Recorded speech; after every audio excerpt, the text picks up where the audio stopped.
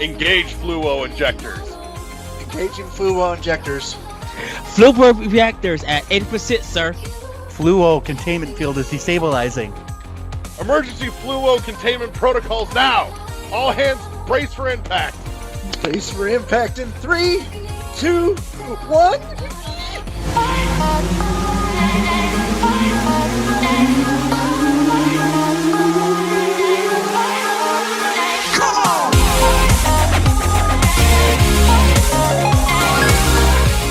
Holy balls, we're back with another episode of World 1-1 Podcast.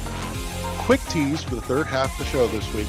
We're talking about, has the internet ruined secrets in video games? It's a really, really interesting one to get into. I had a great time with it. I think you guys are going to fucking dig it too, so stay tuned for that. That's the third half of the show. After the break, but just before the break, we're going to tell you a little bit more about our awesome sponsor, Imaginary Authors. You should absolutely check them out. Link in the show notes down below. More about them just before the break. If you haven't already, subscribe. Give the subscribe button a gentle caress of the inner thigh in order to arouse it and produce notifications to you every week when a new episode comes out. It's very sensual. And share this episode if you like what we do. And if you don't like what we do, share this with somebody that just pissed you off at work last week and make them as miserable as we have apparently made you. It's up to you, though. Your call either way is good for us. Just share it with somebody. All that out of the way. Choose your fighter! I am, as always, your host, Raw to the Wall. Joining me this week is my compatriot, Riker. Featuring Captain Picard. Uh-huh.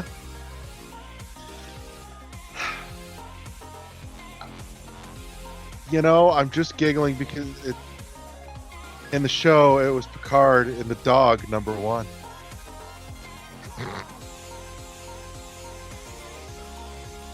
Magically, you've brought balance to the Force. I have indeed. All right. So, let's dive in with... Oh my gosh! Video games. Dear, what have you been playing? Well, a little bit of this, a little bit of that. I played through... Have you burned your Sims village to the ground yet? Not yet. No. I actually took a break from The Sims. I played through Return to Grace. I played a little bit of BioShock this week, a little bit of Borderlands 3, and a little bit of this mobile game that's also on Game Pass called A Little to the Left. Ooh, I've been looking at that. I remember seeing previews for that before it came out, and it looked kind of silly but cute. Yeah, it definitely killed some time for me. The controls on Xbox are a little janky. It definitely was supposed to be on mobile. Yeah. But if I were to play it on mobile, I feel like I would enjoy it a little bit more. No, I get that. I play Magic Arena, and I originally started playing it on my phone, loaded it onto my PC, and found that, well, it's perfectly serviceable and playable on phone just fine. That's one of those games that's sitting down at my desk and playing on a larger screen just feels better. It feels like the right place to play it. And I mean, I get it. It's just one of those, it's that feel thing. Like, it feels like it should be here. And when it is there, it's just better to play. I feel the same way about Magic the Gathering, honestly. I play it on my phone, but it's just better on my PC. I feel like I can really get into it on my PC more so than I can on my phone. Yeah. No, it lets you kind of really just lean in, get engrossed. Yeah, no, it just is. Kind of lets the board breathe a little better too, admittedly. And while that's part of it for me, I still think that, honestly, it just feels like a better setting where I feel like I'm sitting down to a game to play like I would if I was cracking out a deck of cards. I don't know. Oh shit. That could totally be a topic one day. I'll play with that and come up with something, and we'll do an awesome topic on that one. Okay. So Yeah, I don't know how I feel about playing Magic the Gathering on my computer though. Like I definitely like it better than my phone, but nothing beats actually having the cards in my hand. And I've been pining after that Doctor Who deck. uh-huh. I thought my brother would The Commander series that they did. and he did not. Ooh. In all fairness, admittedly, I've looked at them at the shop more than a few times, and they're salty though. Fuck, that's one of the biggest reasons that I play Arena. So I wanted to dip back into Magic, but I just was not gonna financially commit, and I have not spent a single red fucking cent on Arena, and I've had plenty of fun. I haven't spent any money, IRL or online, but that's because I've been using, my husband's massive collection to play because he spent the money back when he used to work at a card shop. Oh yeah, that's a thing you do. So, out of curiosity, only because I've seen a bunch of articles popping up about it recently, what are the odds that you cracking out BioShock had anything to do with all the articles that have been popping up about getting hands-on with Judas? So, it actually had nothing to do with that. It just happened to be the game that was in my Switch when I picked it up. I haven't touched it since before my daughter was born, and I picked it up, I put it on the charger, and that's what was in it, and I don't know where my other games are. Hey, you know what? If you've got the collection, at least you've got 3 of them to pick from. Yeah. I don't know if I ever told you that. Have you played through the whole series? No, I'm currently stuck in the second one. Okay. So, the second one kind of gets a bad rap a little bit, but I think very unfairly so. I've always said the first game was awesome in the first 2 acts, and then just, lost it in the third, fucking fell apart at the end kind of thing. Which, by the way, I'm going to blow your mind. I don't think I've ever told you this before. Okay. So, the end of the first one of the biggest missed opportunities is when you're having that whole conversation about the would you kindly. Yeah. Well, what's his face is playing golf in his office. He starts pulling the would you kindly thing, and they made it a whole fucking a whole cutscene. Basically, what should have happened instead is he asked the would you kindly, and you get 2 options on the screen. One option to do what he's saying to do, one option to do basically anything else. Take your pick. Don't know, don't care. But here's the thing, no matter which option, it always responds with doing what he told you to do with the would you kindly. Because then you get that moment of the mind control. Because even if you want to do something else, the mind control says, nope, you do this. You can try to do the other thing all you want. Enjoy having your choice stripped away in a much more visceral and interactive. I'm like, man, you guys you were this fucking close to pulling off something that would have been talked about for years. Mm-hmm. Like, you were this close to greatness, and you missed it. And now, anytime you go back to it, you'll never get that thought out of your head. You're going to realize what could have and should have been and wasn't, and look at that scene and go, eh.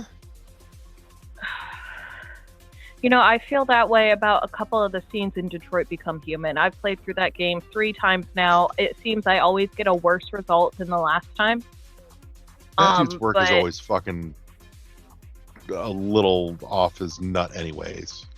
the scene where the guy, so you're playing as like the main character, he's an android, you're the detective, and you go to, I think it's like the creator's house, and there's an android in a pool, and then there's the guy. That scene.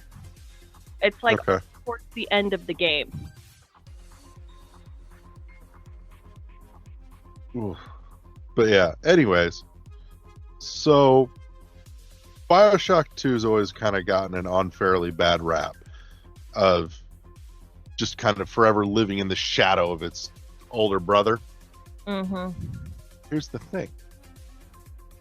BioShock 2 is a photo negative of BioShock 1. It does everything in the inverse. So BioShock 1, first and second act, awesome. Drop the ball in the third. BioShock 2, first two acts, a little on the weak side, fucking kills it in the third. Is that why I'm struggling to get through it? You might be, because BioShock 2, unlike the first one, will drip feed you story very slowly in the first two acts, but it's worth getting through because they fucking drop the hammer in the third. See, because I've been considering, like, I think I'm almost about halfway through, and I'm just like, I'm considering putting it back down. I mean, I've only played it for maybe 2 hours on and off the past week, and I'm considering switching back over to Bendy with, you know, a fresh view and seeing if I can get through that, because it's just not maintaining my interest right now. Mm-hmm. Here's the other thing with it being kind of a photo negative. The first BioShock leans more Metroid-y in that it has a lot of backtracking and opening up new areas once you have certain abilities that you couldn't get to before. That whole map has that whole big interconnectivity thing going for it. BioShock 2 is the photo negative, because if BioShock 1 is a regular Metroid game, BioShock 2 is Metroid Fusion. It's much more linear, much more forcing you down the corridor, way cut back on the backtracking, because you can't backtrack in 2. Once you're out of a section, it's gone. It's closed. So, I don't know, the whole comparison is always stuck in my head that way. I'm like, they are photo negatives of each other. But if you know that,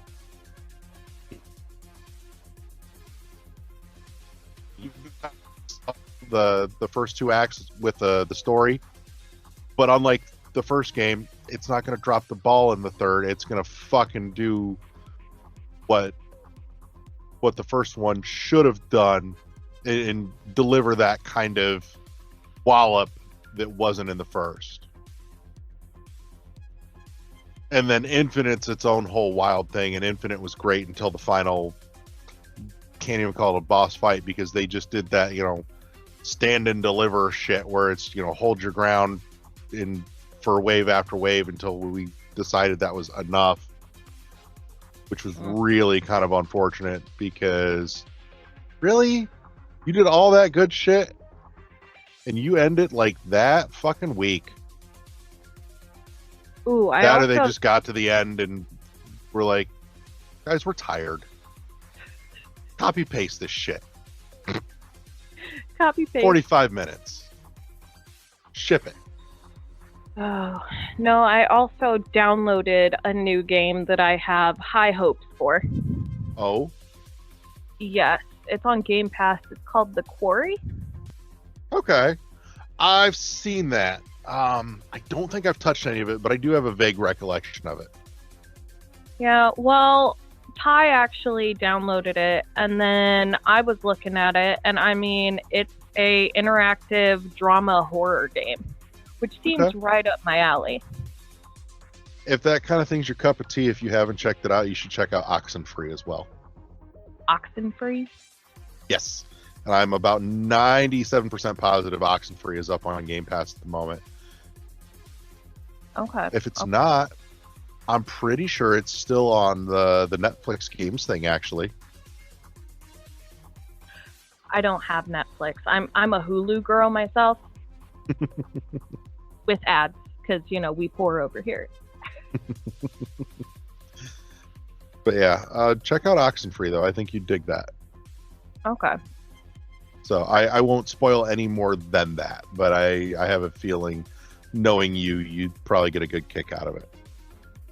Okay. Okay. So Down so I remember.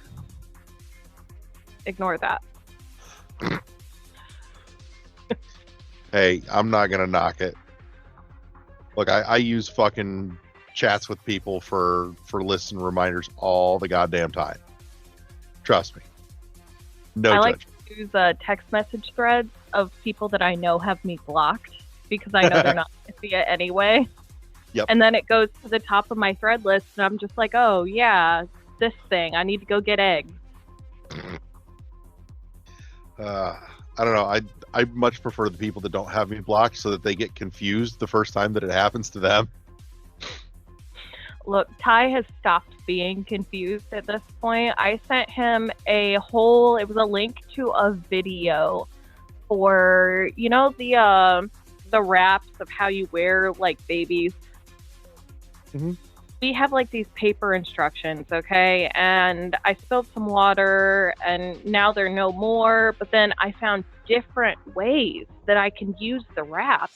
And they're, like, super complicated. Like, it's 2-player. And so I sent it to him, and he's just not even surprised anymore. Like, he was at work, and he just, like, looked at it and didn't even, no question mark, no nothing. Just, okay. All right. So, should I toss in my 2 cents here? Yeah, what have you been playing? I've been digging a little bit more into the Dead Space remake. Okay. It's growing. I don't know if you're here at this point or if you've caught any of it as you've jumped back in, but there's been an ongoing argument, I think since like fucking September or October, over the Dead Space remake versus the original.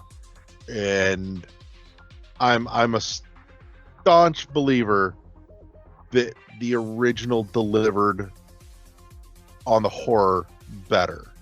I will say the remake is growing on me a little more since the last time that I played it. I'm sure that LeGrew and Wes are both laughing at me about it. I'm still standing by my opinion, though, that the OG did better horror. Technical limitation created ambiance. Unmatched. But Well, there's a few things in the remake that are winning me over in terms of at least looking at it going, no, I could see the value in this, but I don't think it's the superior horror experience still. So deal with it. You haven't changed my mind yet, but I promise I will finish it. Just Yeah, I know take there's some time. a lot of strong opinions in the gaming community regarding what my partner deems to be classic games. Mhm. He's sitting right now replaying through the remake of Resident Evil, like all of them. Yeah. He asked me if I wanted to play through. I was like, no, I played the original. Why would I? I don't personally go for remakes, but you know. Prime Remaster was hella worth it, though. Prime. Oh, yeah. They did the remaster of Metroid Prime a little more than a year ago. Gorgeous. And I stress remaster, not remake. It is almost shot for shot. Okay. There's a few tweaks here and there, but it is the same game, just prettied up. Like, go watch a trailer. My God, stunning. And don't get me wrong, the OG 20 years ago still holds up just fine. I'm not gonna lie, I'm still glad I've got this remaster because it's fucking pretty. You know, a remaster that I would play through would be, are you familiar with the game Journey? Yeah. Yeah, that game is gorgeous. I would play through like a remaster of that game. See, that's the thing. Journey doesn't need it. It is stylized to where you maybe just do an HD of it, touch up some visuals, but a remaster, there's not so much really there to reskin and remaster because they use that art style. Well, mind you, I haven't played it on my big television yet. I only have ever touched it on like a 40-inch. So, you know, I might like it even more being on a larger screen. So there is that. Yeah. But anyways, what else have I been playing? Shit. So I'm glancing over it for reasons I'll explain in a second. And you mentioned it. And I know you mentioned it because I told you, hey, you should fucking check this out because it was really cool. Just recently popped onto Game Pass, Return to Grace. I'm not going to go real deep into this because we have a conversation going with the developers about having them on in the very near future, and I am super fucking excited to get to talk to them because, and I'll just say, everybody should check this shit out. It's a little more than a walking sim, but it never quite crosses the line to point and click adventure puzzle game. I was hooked on the premise alone is what grabbed me. I'm like, that has my fucking attention. And then I got in and visually beautiful, looks great, especially for a little $15 game. Like, you want to buy it outright, it's a whopping $15. It's way pretty for a fucking $15 game. The writing was great. The characters were awesome. The voice acting brought every one of them to life magnificently. The story itself was excellent and well told. Yeah, just super excited to get to chat with them about this. There's something in the premise of the story that caught my attention for a real particular reason, though, and I'm actually really curious to get to ask about it because ages ago, Retro Studios had worked on some very preliminary design docs to pitch a new 2D Metroid, and it never ended up going anywhere. But those docs and what little bit of text there was, as far as we know, has made its way onto the internet ages ago. And the premise was a AI with multiple personalities is basically screwing with Samus. And I saw the whole, split AI personality. I'm like, oh, I wonder if somebody there fucking knows about it. Yeah, without saying too much, that's honestly what grabbed my attention too. Like, I know that you guys had been, talking about that specific production company, and so I was like, okay, let me check them out. Let me see what's up. And when I read through that little, summary of the game, I was like, huh. And I sat down and I played it like 2 hours. It's not overwhelming, but it's also not like, it doesn't feel too short either. It's just the right size for the story they're telling. Mm-hmm. So, no, it was very well done. I started it on a Sunday night, and all day Monday, all I could think about at work was, I want to go home and finish this fucking game. Yeah, and then I did. Later than I should have playing that last night. I think I started at like 2, and I finished it right around 4:30. Mm-hmm. Oh, that's good stuff.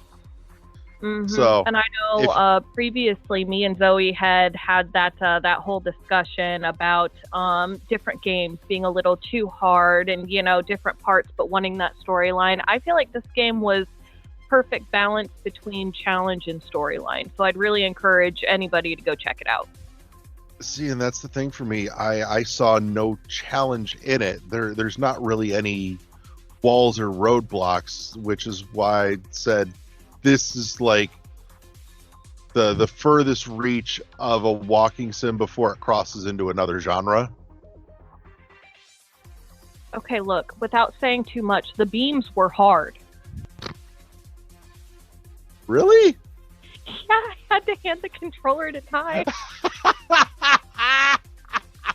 And then I couldn't remember when they would tell me the puzzles. When the AI would tell me the puzzles, I couldn't remember, and I'd have to have them repeat it like 4 different times, okay? Maybe it's because, new mom, or maybe it's just because I'm a little stupid. I'm not sure. But it was a really good Fog game. is a real thing. So... But yeah, if you've got Game Pass, go fucking check it out. It's on everything but Switch at this point, and if you're not playing it on Game Pass, it's $15. It's pretty reasonably priced, so you should absolutely go peep Return to Grace. But yeah, look forward to getting to hear a conversation with them in the very near future. Super excited for that. Beyond that, what else have I been playing? Shit. I know there's been a handful. Oh, God. I've been playing entirely too much Geometry Wars again. Again? Again. I lost several hours to Geometry Wars 1 and 2 this week. I know. I would make fun of you for that. Like... It's... He was like, geometry? It's almost a fucking compulsion. Like, if I turn it on once... it's a fucking Pringles thing. I can't play just one game. I will sit there and run the same mode for at least 45 minutes before I put it down. And even then, I'll usually just switch modes. Oh, jeez.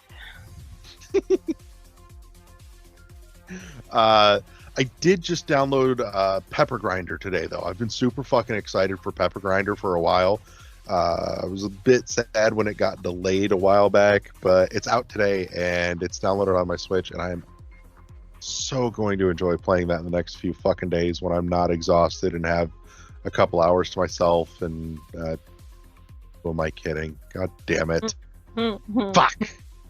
Fuck! Anyways, I think that's most of what I've been playing. I may have bounced a few other games a little bit here and there. I did download Evil West on Wes's recommendation, and I haven't gotten to crack it open yet, but that's waiting for me too. That looked better than I thought it was gonna, honestly. So, Okay. But anyways, let's head towards the break. But before we do, a quick shout out to our awesome sponsor, Imaginary Authors, helping you up your scent game with fragrances for guys, gals, and non-binary pals. A little bit of everything. More than just perfume and cologne, though. They've got an awesome line of scented oils, scented candles, and bar soap. My God, the bar soap is awesome. I shit you not, I was skeptical because I'm real fucking finicky about my soap. I've been using the same goddamn body wash for way too many years, and I was hard pressed to think that I was going to find something I liked at least as much. It doesn't just fucking smell good. It doesn't just smell like my go-to scent of choice, the City on Fire. But it is probably one of the best, like, squeaky clean feelings that I've gotten in a long goddamn time. 100% worth. Impressed. That takes a bit. So check them out. Link in the show notes down below. Click that link. Go find yourself some good stuff. Helps us, helps you. Do the right thing. Smell good. All right, let's jump to the break. And we're back with the third half of the show. This week we are taking a dive down the warp pipe. Oh, wow. Love these pipes.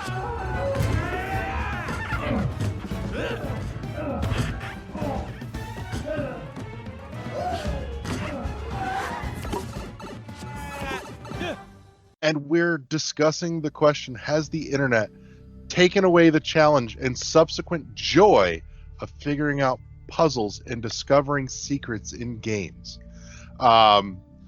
So this topic came about, and I feel terrible because I have not been able to go back and fucking find the thing that I watched talking about it. But I know it fucking kills me because it was great, and I'd have shared it with all y'all motherfuckers, and I'd have stuck it in the show notes for reference. But and it's been months now. There was apparently an interview with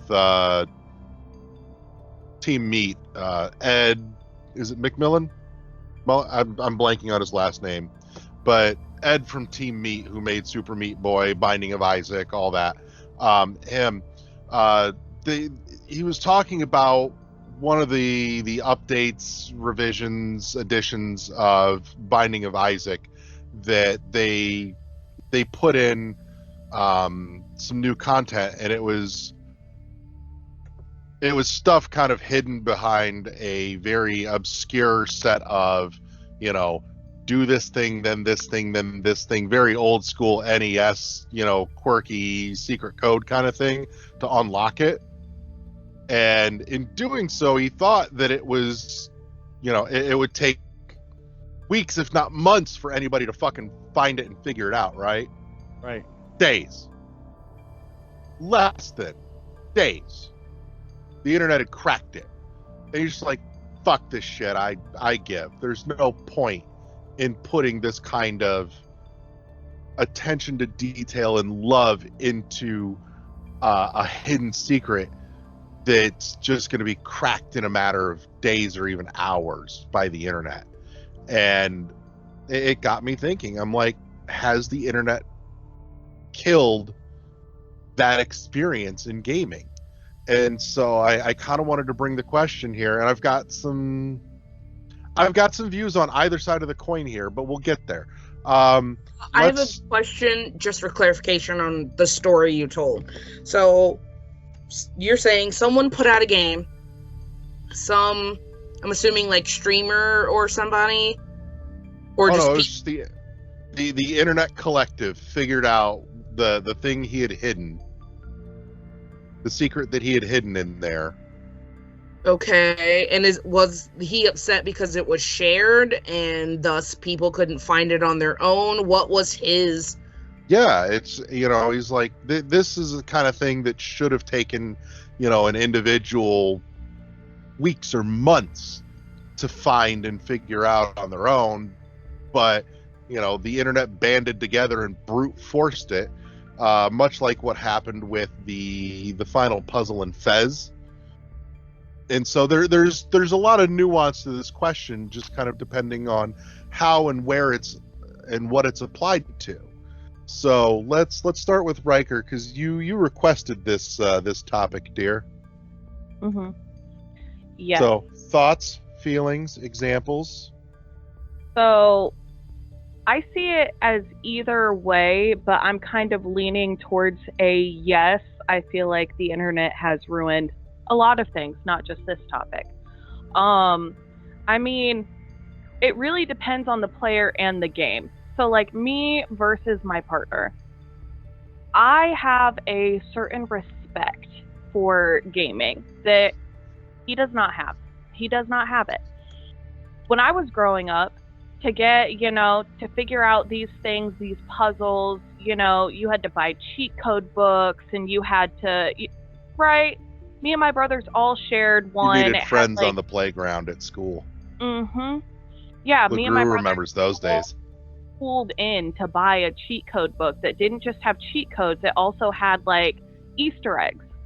And that book did not leave my brother's room. If I wanted something for a specific game, I had to take a piece of notebook paper, hand copy what I needed, and then take that with me. So coming from that, I personally do not look up playthroughs of games. I do not look up how-tos of games until I am absolutely done playing it. But my partner, he will sit there, and it irritates me. It really does. It agitates me because he'll be sitting there, he'll have his game paused, and he'll be on his phone, and I'm just like, what you doing? If you're done playing, like, let me have the TV. And no, he's sitting there looking at like step by steps on how to get through the level that he is on, and I'm just like, Somebody's feeling real called out now. I'm a head out. I'm a head out. I'm a head out. I'm good. I'm good. It just, I feel like it defeats the maker of the game's intended purpose and just the overall vibe that you get playing that game by looking it up and cheating your way through the game, which the internet has made so easy to do. Sorry. God damn. Tell me how you really feel, Riker. Tell me how you fucking feel. Just telling you. I mean, those are my feelings on it. I get so agitated seeing him do that, and then when I ask him for help in a game, like Bendy, I'm stuck in Bendy, okay? I asked him for help, and he sat there and Googled the part that I was stuck on. And I was like, no, like 2 minds are better than 1. Why are you looking this let's up? figure this out. Because looking it up is easy. Truth be told, we're both still stuck, but that's neither here nor there. Bendy's logic can be a little obscure, kind of old Bendy. school point and click. Bendy. Yeah, that's not unreasonable, honestly. It's not inaccurate. But yeah, I had to look some shit up in Bendy because it's not real clear. So I haven't looked anything up except at the beginning. So I was playing it and then I took a really long break and I actually sold the game and then I got it back on Xbox and then I didn't have an Xbox or access to an Xbox for a really long time. So then I got another copy of the game and he has an Xbox, so I started playing it again. And then I took a really long break because we moved and blah, blah, blah. And I couldn't remember what was going on, but I didn't want to start over. So I did look that up, but typically I do not. okay, Zoe, for the opposite side of the coin, let's toss it to you, dear. All right. So I tend to only use it in games where puzzles are a heavy component for the game, like Darksiders.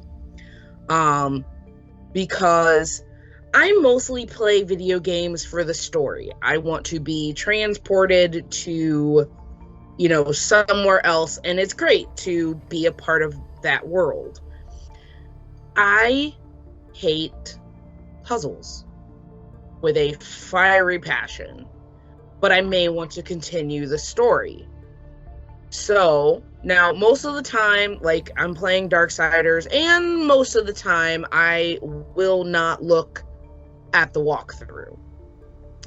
But if like I'm running around, like there was just one thing yesterday and I'm looking at all the paths and I'm like, what the fuck am I supposed to do here? And then I was happy I did, because there was something that, like, you pass it, but, like, you wouldn't notice that, like, that's what you're supposed to be doing. And so I'm like, I'm fucking stuck, but I want to continue in the game. And so I looked at the walkthrough, and I was like, oh, this is what I'm supposed to do. And then I go about my merry way just playing the game. I use them as a way that I can still engage with the story, engage with the media, and not become so frustrated that I cannot continue, especially if it's a game where I enjoy the story.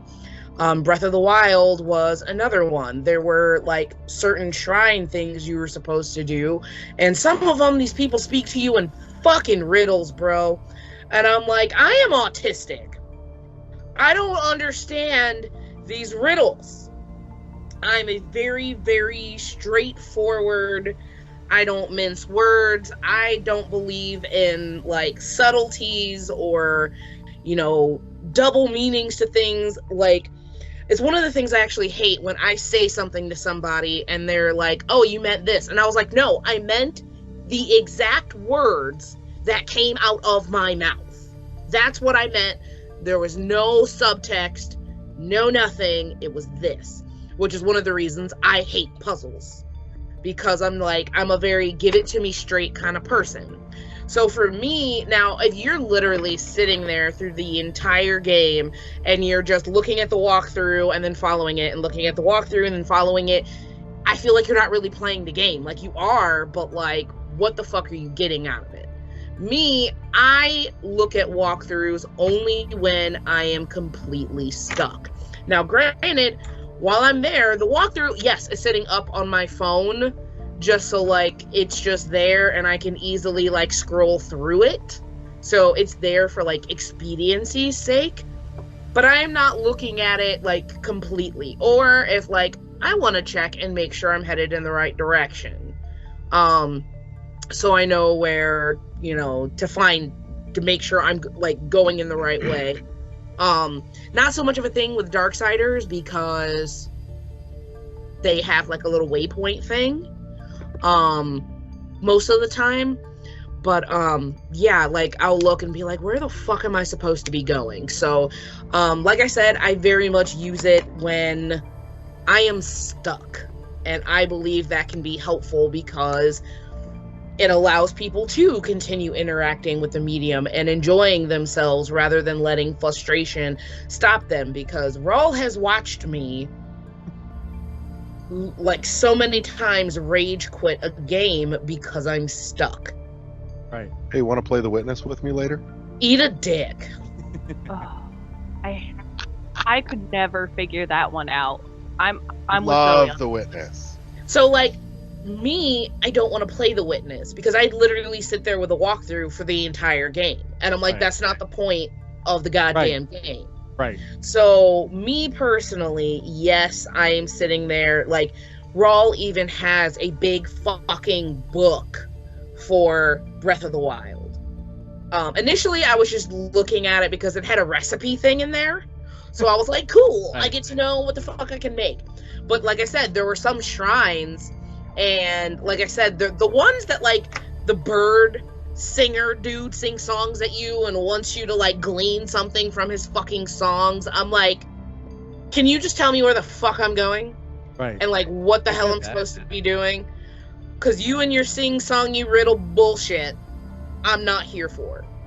And then sometimes when, I forgot what the fuck they were called, but you'd go into, like, the shrines and have to complete a puzzle to get your, like, spirit orb thing. Don't get me wrong, I would try, there was this one with the fans, and you had to turn them in a certain direction. And I turned so many fans, I was stuck in this goddamn shrine for a good minute. Like, I always try to play the game as intended.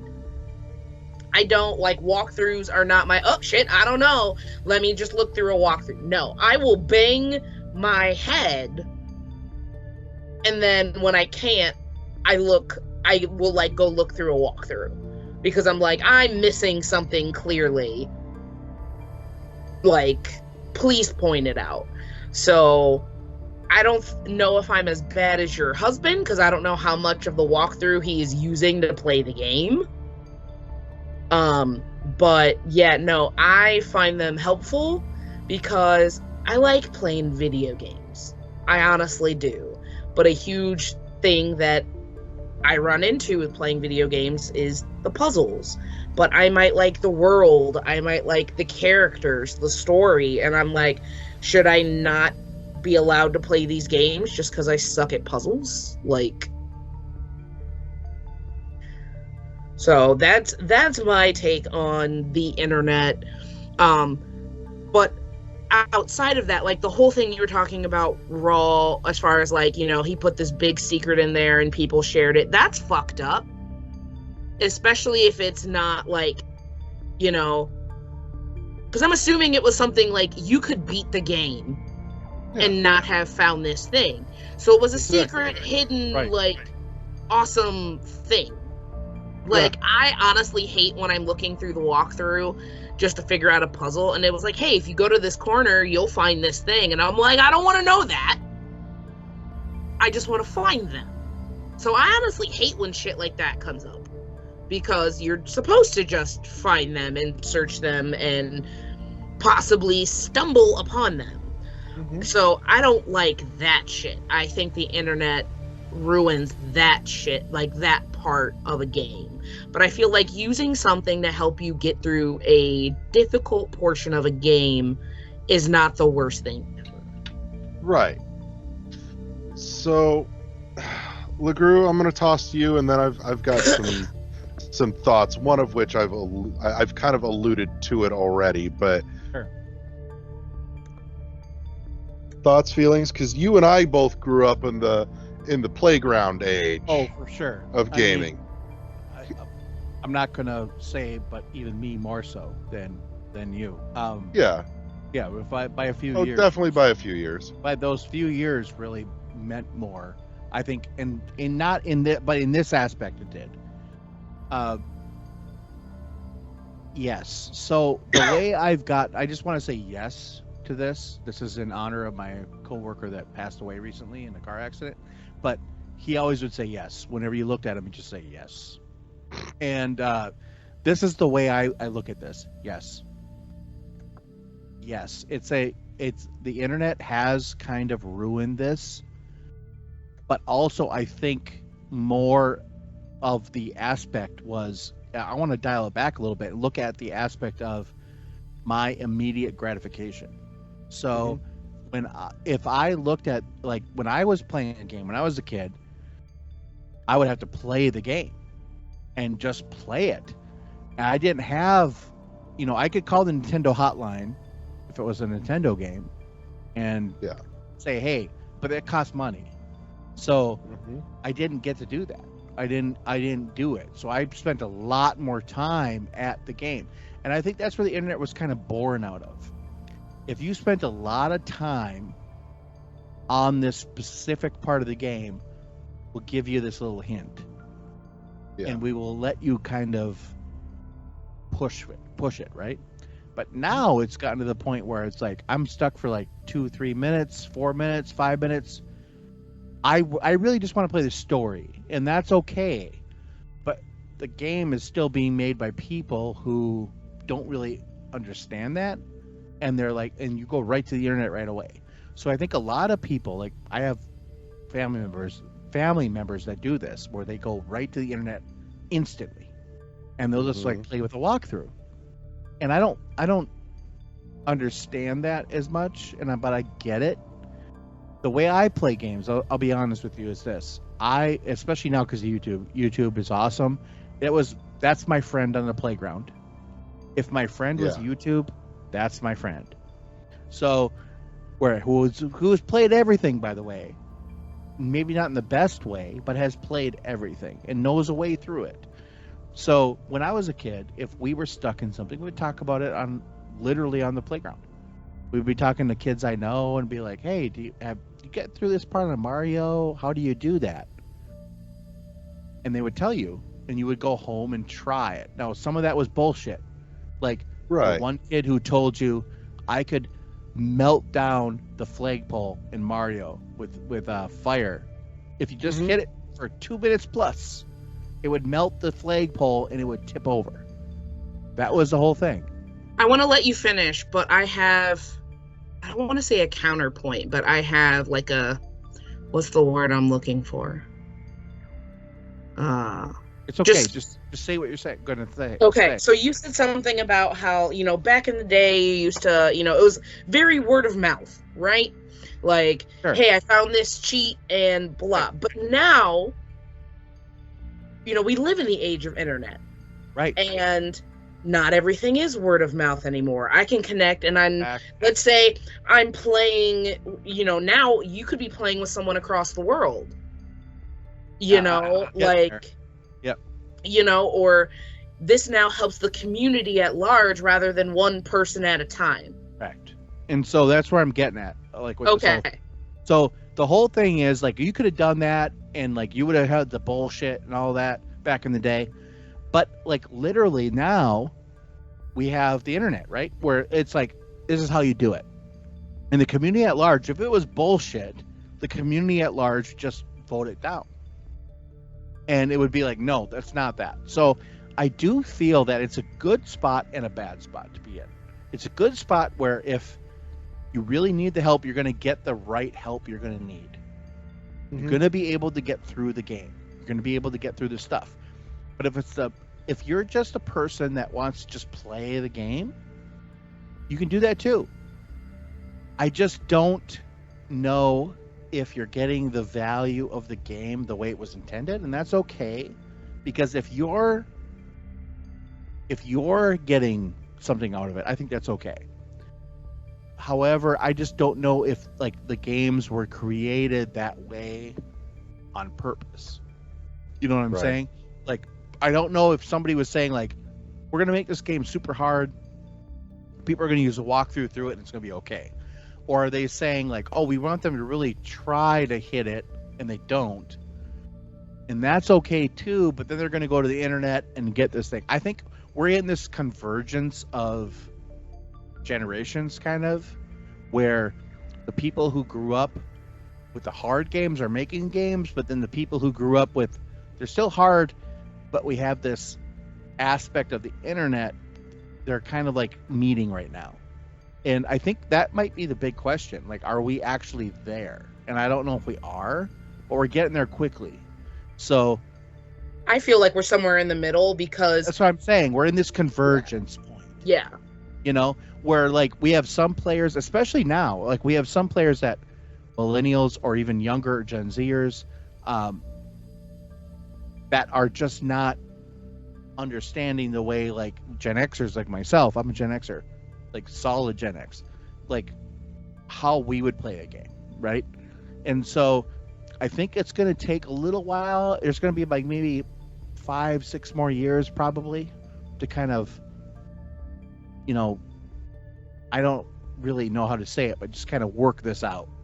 And that's the way I feel, because I see it in my own family. I see it in my nieces and nephews, and I have many nieces and nephews.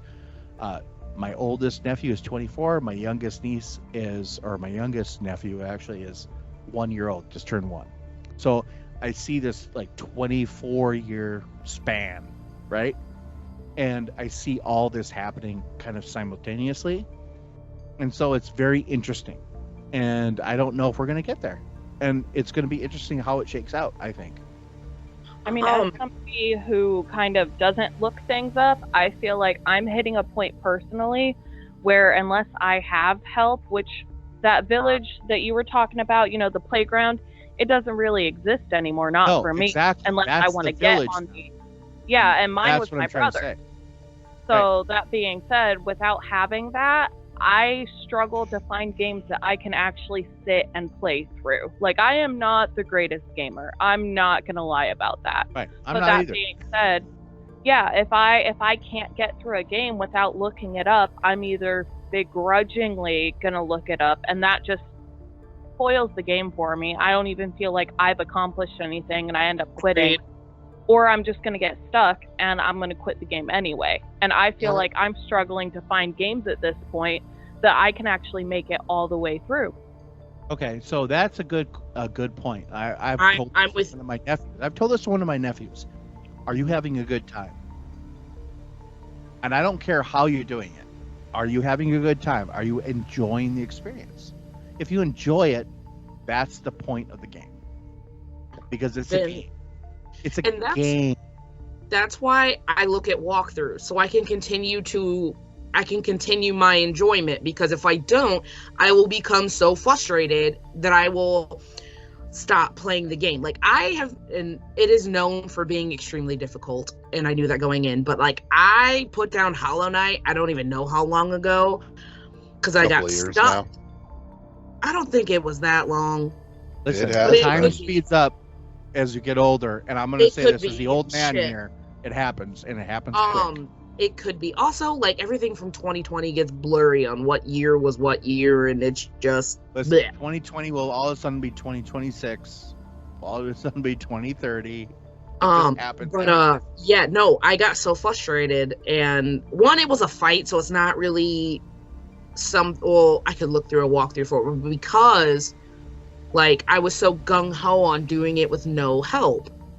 I got so frustrated like that, because that was the goal. I was doing it for like streaming and podcast reasons, and I was trying to keep, because we were keeping a counter of how many times I had asked Rawl for help.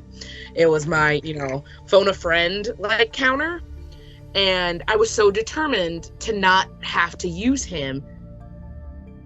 I rage quit, and I haven't picked it up since. So I'm with Riker, where there are so many games now I can't play because, I'm not that hardcore gamer, but there are some games with amazing story, graphics, and I'm like, me not being a hardcore gamer, I feel like should not limit me from playing this game. Now, a game like Dark Souls is meant to kick your ass. I don't expect any hand holding. I don't expect things like that. But when you have more like just like a story game, or something I feel like is not designed. Now we're getting into the. No, go ahead. Finish your thought. I'm sorry. No, and I was about to say, it brings back to what you said. Are these gamers designing them to be this difficult, or is it just that difficult for us? And my brain goes into fucking like teacher mode with this, with like accommodations for students. The ultimate goal is to reach this. Now, there are some kids can do it with no help. They're completely fine. But this kid might need something extra. That should not invalidate this kid's progress because they needed an accommodation. No, I totally agree with that. But here's the thing I want to push back on that with, is that not every game is for every person all the time. And if you can't do it, or you just won't do it, that's okay. I feel like we have so many choices that sometimes if there's not a difficulty selector, for example, the game is made to be played a certain way. And if it's played that way, it doesn't mean, if you can't do it, it doesn't mean you're any less of a person or a gamer. It just means that game's not for you right now. It means maybe I'll go to play something else, and that's okay. Now, if you have to use a walkthrough to get through it, that's okay too. And the way I look at it is like, I don't think this is the whole Souls argument, right? Like, should they put difficulty in Souls games just because some people can't finish them? No, and that is actually a good thing. I've told Rawl, because he has challenged me, you would really enjoy Dark Souls. You would really, and I was like, that game. I don't know that enjoy is the right word, but I think that if you did it and you got through it, you would, by the time it was done, feel like you have had a rewarding experience. And for me, I told him, I was like, that game will hand my ass to me on a silver platter over and over and over and over and over again. And love it. No, me? Yeah.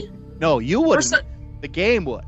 No, 100%. And I'm like, for people that enjoy that challenge, that like, no. Because for me, and I don't know what this says about kind of person I am, but like, for me, when I go into a game, yes, I know there's challenges, there's villains to defeat and things like that. Like, don't get me wrong, but like I said, I mainly play games to be engulfed in a world, in a story. The challenge is not why I'm in it. Honestly, one of the reasons I like my like adventure games, at least I think they're called adventure games, I don't know genre titles anymore, or like that's RPGs, its own muddy subject. There's an objective, you go to the objective, you do it, you done. Like, that's what I want. I hate open world games because there's too much. I want someone to direct me to what I'm doing. That's okay. You want something more linear. So for me, I don't want my game to like necessarily challenge my brain. I do enough with my brain in life. Okay. I don't want my game to make it feel so much like work instead of entertainment and enjoyment. Now, I'm not, and I know that that's okay for me. I'm just saying there are, I don't think Dark Souls should have a difficulty thing because that's their whole goal. That is the goal of the creators, is to whip your ass. No, and that's what I'm saying too. It's not even to whip your ass, it's to demand perfection. Exactly. And that's okay. Like, if you that game, you have to admit that some games are just not for you. And that's okay. We have plenty of choices.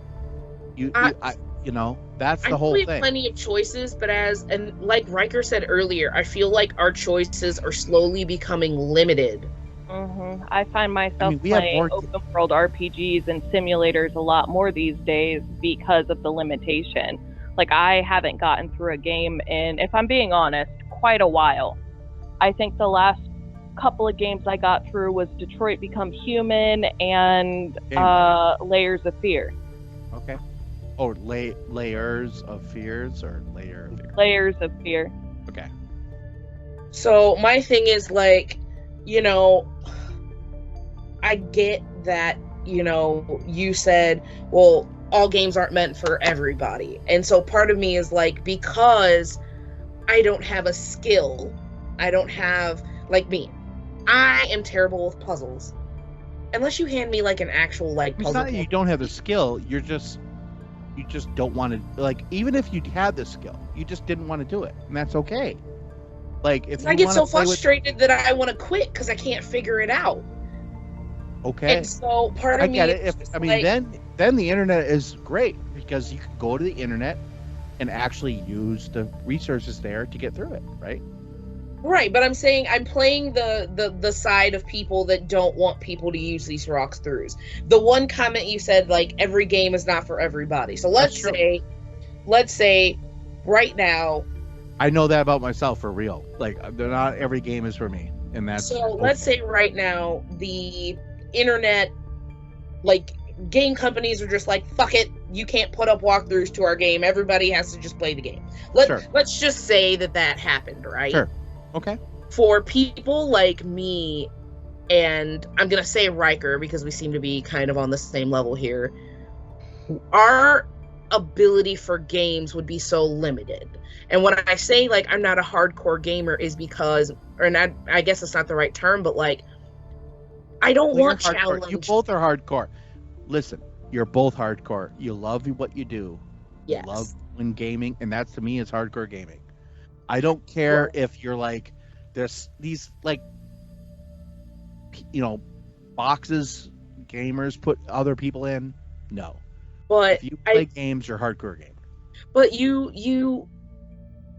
we talk about people, people engage in so many different forms of media for so many different reasons. Correct. And so I engage in games. I have games that I play that literally I am just there to kind of like relax. Yeah. And I know that I'm not going to have to go to a walkthrough. And for me, that's like Call of Duty, for example. Like, if I want to play a story of a game and I don't want to think, I know that it's a first-person shooter. Because that's for me. And so, that's where I feel like then is where Riker and I talk about, like, the limitations. Because, I might want to play a game with a certain story. And I love the story. Like, forget fucking everything else. Right. And I, love how it looks visually. Like, there are some games where, like, Rawls shows it to me. I'm like, it looks really cool. It looks really cute. I'm not playing it. Like, I'll watch you play it. But then there are some games where I'm like, I want to experience this for myself. But because I, at least right now, lack a certain skill. And unless I pound my head against a fucking wall and kill my enjoyment, okay, I can't get through it. And I feel like this is the generational gap I'm talking about, because I think you and I, like, look, we can talk all day on this, and I did what you're saying. I banged my head against the wall and stuff. Especially, I have a trophy, for example, on one Call of Duty game I'm trying to get for the last, like, 15 years. I can't get it. And I've got that with Geometry Wars 2. Yeah. And the same thing with Geometry I've talked Wars. about that achievement, actually. Yeah. And I'm trying to do it. And I'm not diminishing, but I don't even know how to explain it, but to me, the challenge at this point, the challenge has actually gotten to be and I've watched all the YouTube videos. I've seen the kids. And It's for me, just the kids. execution. And they do it. and I'm like, I can't do it. And I don't know if I'm never going to be able to do it. I'm getting older, and I'm telling you, my reflexes are slowing down. Oh But yeah, yet no, I'm we are absolutely slowing down, and bro. I'm still faster than a lot of people my age. So I'm thinking to myself, I better do this now, or I'm I'm not going also- to get it. I'm also know? thinking about my entire life's gaming experience. I Right. don't think I've really ever played a game without help. Growing up, That's my okay. brother is 6 years older than me. So anytime I got stuck, I'd be like, bro, can you come You help me. and so he'd come help me. Now, initially, it would be, hey, hand him the controller. Okay, you did it. Now hand it back. And then it got to, tell me how to do it. And then, once my brother left the house, I didn't really play video games anymore. Like, he was a huge part of me playing video games. And then I got with my ex, and same thing. Like, I'd play through something now. And this goes back to me saying walkthrough spoil certain things in games. So, like, I'd be playing the game, and he'd be like, hey, go to this thing, you'll find this. And I'm like, bro, did you have anyone telling you that when you played the game? No. And I'm like, don't do that. And my thing is, because I've had this with Rawl too, I want help when I ask for help. On your terms, yep. On my terms. And that's okay. Don't just Like, That's what take the the internet is controller and do it for me. for. like, Listen, I I think- think that's what the internet is for.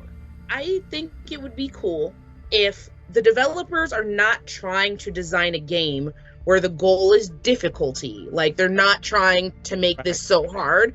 I think it would be cool if, like, let's say you are just stuck and you have been in this one section of the game for a certain amount of time, that it puts something on the screen and asks you, hey, do you want a hint?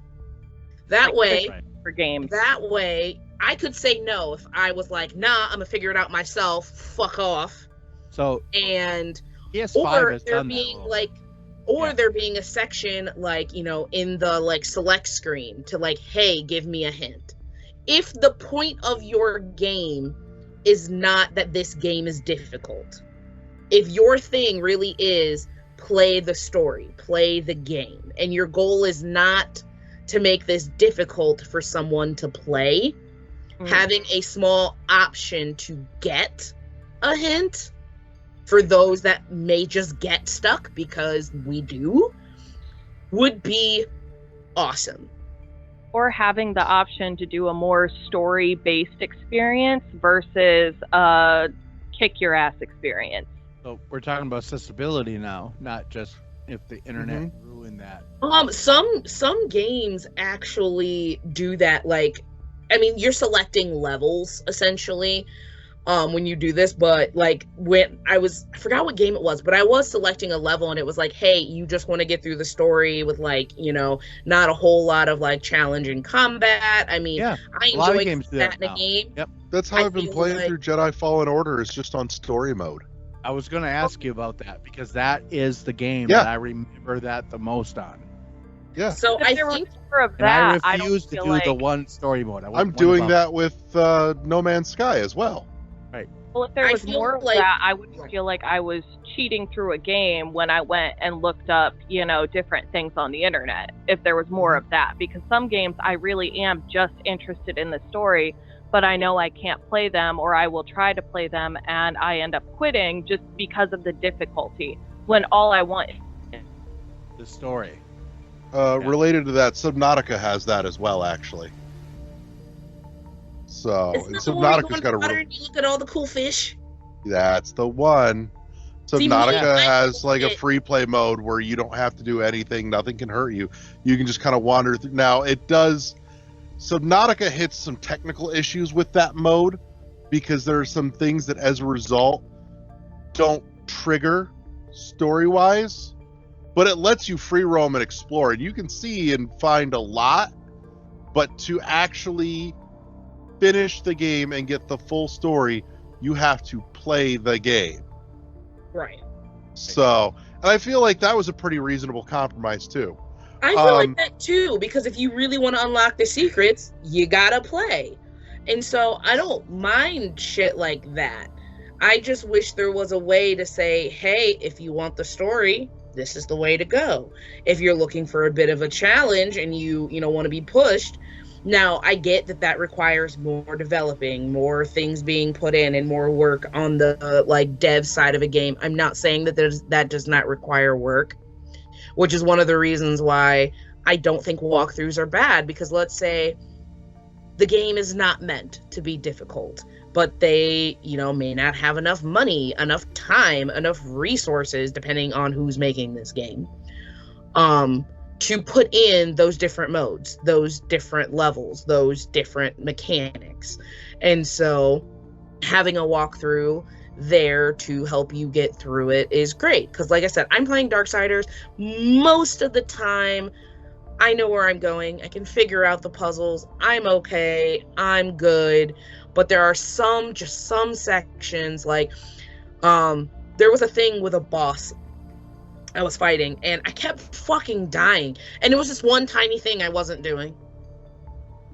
And it was something with, like, my dumbass forgot, because I was trying to ride, like, this horse around it, and I was having a hard time aiming. And my dumbass didn't realize I could hold the lock on while on the horse. And honestly, all I saw was that, and I was like, bet. And I used that, and the rest of it was fine. But it was that one little hint, like, hey, because sometimes now in Darksiders 2, it's just like, hey, you're going to want to use this. It'll give you a hint on, like, kind of what you're supposed to do, a little nudge, if you will. And I wouldn't mind if, like I said, if the game is not meant to be difficult, if you're not trying to give that kind of challenge to your players, give a nudge.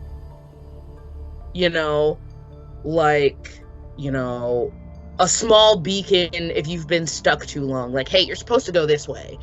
Just a little nudge to keep you moving along would, I feel like, go a long way. Like, I keep bringing up Darksiders, but it's the only game I'm fucking playing right now. There's a little crow, and it tells you where to go.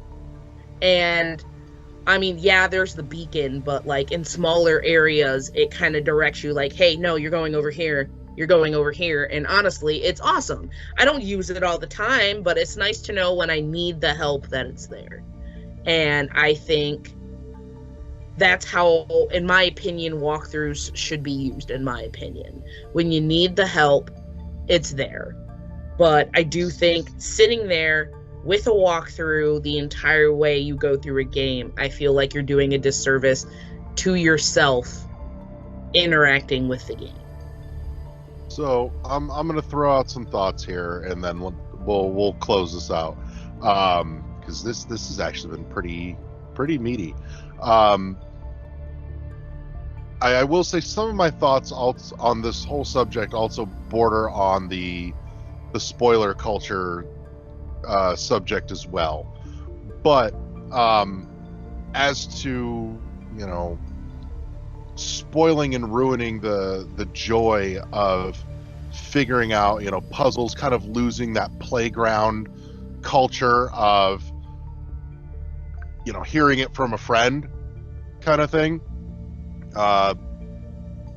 One, the internet has this weird fucking thing of coming to its own unanimous decisions about what things are okay to spoil and what things are not. Because there are definitely some things that the internet has collectively decided, no, we don't spoil this. It's against the fucking internet rules. One of the ones that it was deemed, yep, we're going to spoil the shit out of this. When it came out, God bless, every other post on Facebook was Atlas's Fontaine. Oh, yeah. Yeah. That and the alternating post was always "Would you kindly?" So, but would you kindly? I still want to get that shirt one day. But anyways, on the other hand, there are those games, those experiences out there that the internet has kind of unspokenly said it's too good to ruin for anybody, even by fucking accident. And I think one of the first ones of these that I really saw as a shining example was The Witness. And you'll still see it to this day on Twitch. Like, if you can find somebody on Twitch playing The Witness blind for the first time, 9 times out of 10, anybody and everybody watching won't spoil it. They refuse to. Like, I like watching those streams because I love watching people have the aha moment of the witness. And so, and even when people are asking for help solving puzzles of their community, you know, of their viewers on the witness, I love watching it happen in real time because it's kind of magical. It just brings a little spark of joy to my cold, dead heart inside, because most people won't give the answer. Most people, when asked about it, will instead try and give like those layers of hints of the rules of this puzzle work this way, so think of this and how to apply it to reach the conclusion and solution. Because so much of that game is about learning a language and how to think in that language. It's really fucking magical. It is. You know, other ones that the internet has decided, yeah, we don't spoil that. Tunic, Outer Wilds, you know, and all three of those fall under the genre of K-Bug as well, too.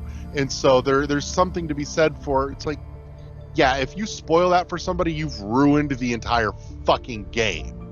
You haven't just spoiled it, you've ruined the whole fucking game. And if somebody just bought it and tripped over that by accident on the internet, you flushed their money down. And somewhere the internet collectively got together and said, look, we do a lot of shitty things, but even this isn't okay by our standards.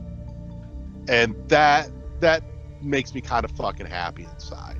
On the subject of, you know, games having kind of like layers of hints, one that I really enjoyed several months ago, and I don't know, maybe this nugget might actually get you to at least check it out, dear, was Moncage.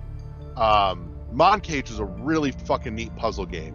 It's all very perception, literal viewpoint, camera angle puzzle stuff. But Moncage has a layered hint system where it'll be like, here's your first layer, maybe kind of look over this way. And the next layer is a little more, it's kind of like, hey, that thing.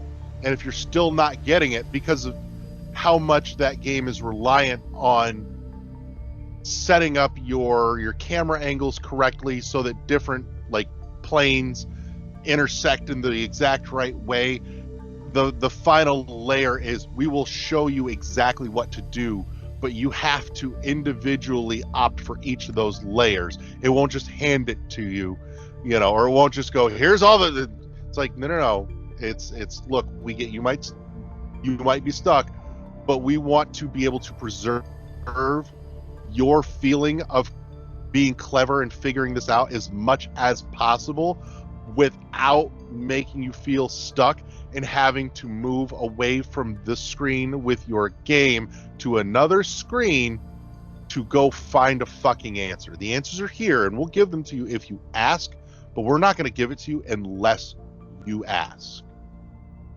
And I really like that, and that should be a thing that is done more. But like I said, you know, and I don't know if this changes your opinion on it or not, and at least trying it out, but I thought it was really neat and really fucking clever, and I will freely admit I used that hint system with Moncage a couple of times, all the way to the, I need you to show me the exact alignment of these scenes so that I can make this work. Not a lot, but just enough that I was really happy it was there, and I was very impressed with the developers for putting it in and implementing it in the way that they did. You know, on the other hand, like I said, you have other games where the internet just brute forced the answers, and honestly, one of the biggest examples of this was Fez, and that final fucking puzzle in Fez. And here's where Fez gets a little dicey on the subject here, because the stupid thing is the internet brute forced the answer to the final puzzle in Fez. Right. And they got the right answer, but to this day, nobody fucking understands why it's the right answer. The whole collective internet knows the solution. We don't know why that's the right answer. Like everything else in Fez, you can logic out. Nobody's been able to. It's like saying 1 plus X is 5, but nobody can solve for X. We have the puzzle, we have the solution, we don't have the rationale. And so it's a real kind of complex equation that God damn it, right. God damn, I just looked at our fucking show chat and Riker's in here posting the game that haunts me is Finding Nemo. God damn it. I never got past the scene with the sharks, and my brother didn't either. But why does Disney come out with these hard ass fucking? I swear to God, for Disney titles, their shit is so fucking Lion King, yo. I'm like, And they this should have is had like Disney. the hint option. They should have. It was for kids.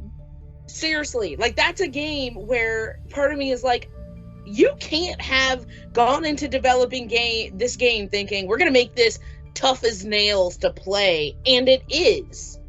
Because it was made for kids. Like, this is Disney. A bunch of kids are gonna play this game, but you made it hard as shit. What the hell? Exactly. Like, you couldn't just run away from the sharks. No, you have to follow the bubble trail, and you have to go fast. And if you miss too many bubbles, you get eaten by the sharks. But also, if you don't go fast enough, you get eaten by the sharks. And if you don't follow the bubble trail, you get eaten by the sharks. There's only one option there. I didn't know how to get through it. My brother couldn't get through it. Why was it so hard? I was a child. It was rated E for everyone. Now, I will say, though, back on the subject here, I think something that's come up here kind of inadvertently that's worth pointing out very specifically is that there is a difference when discussing this between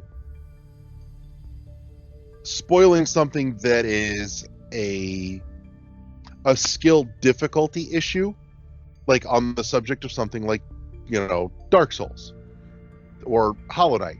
There's a difficulty curve skill issue at hand there, where it is all about your dexterity and your reaction and response time versus spoiling something that is not reliant on that is strictly about your level of perception, intellect, and knowledge. And that's a big thing here, that's a distinction worth pointing out, where, dear, I know you're not big on the puzzle games, but that's a thing where, like with The Witness, anybody can get all the way through it as long as you can think your way through it. There's never a skill dependent issue. No, I take that there's bordering on one at the end with the Hall of the Mountain King.